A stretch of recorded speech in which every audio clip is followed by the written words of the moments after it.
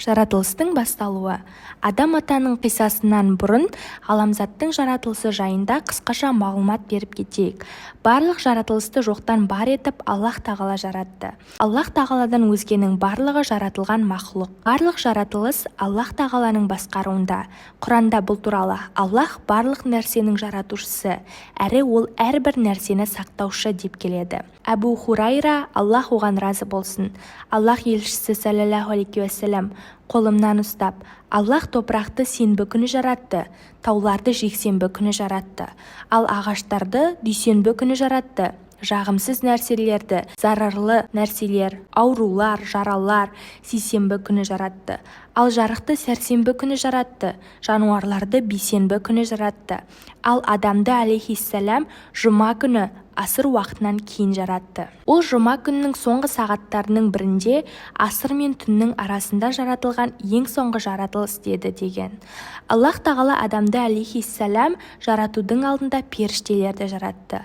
Аллах тағала олар туралы көптеген аяттарында аспандар мен жердегі әрбіреу оның игілігінде, оның құзырындағылар періштелер оған құлшылық етуге астамсынбайды, әрі одан жалықпайды. Олар түнде және күндіз шаршамай Аллахты барлық кемшіліктен пәк деп дәріптейді. Барлық мақтау аспандар мен жерді жасап жаратқан 2, 3 және 4 қанатты періштелерді елшілер еткен Аллахқа арналады. Ол жаратылысқа қалағанын қосады. Ақиқатында Аллах әрбір нәрсеге күші жетуші деп баяндаған.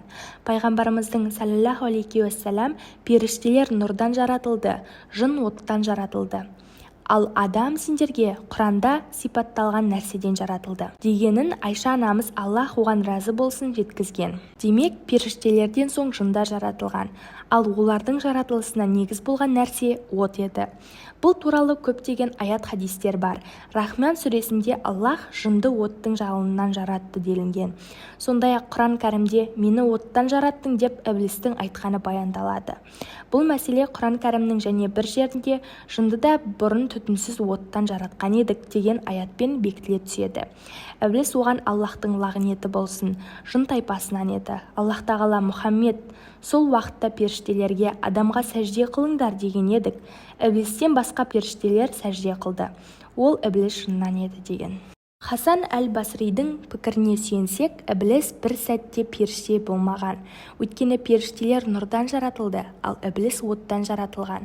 Ибн Омар мен Ибн Аббас, Аллах оларға разы болсын, жындар адамнан 2000 жыл бұрын жаратылды. Олар жерде тура жолдан ауытқып көп бұзықтықтар жасады. Бірін-бірі өлтіріп қан төкті. Сонда Аллах оларға періштелерден жасақталған әскер жіберді. Періштелер олармен кескілескен соғыс жүргізді. Жер бетінде адамның пайда болуынан бұрын періштелер мен жындар арасында үлкен шайқас болды. Періштелер оларды теңіз, мұхит аралдарына айдап жіберді деген. Яғни бұл жерде періштелердің жын атаулыны құрлықтардан қуып шыққандығы жөнінде баяндалады. Сол аралдар қазіргі кездегі жындардың мекені. Сондай-ақ жындардың басшысы іблістің тағы су бетінде екендігіне көптеген хадистерде ишара жасалған. Бұл оқиғалардың барлығы адамның жаратылуынан бұрын болған.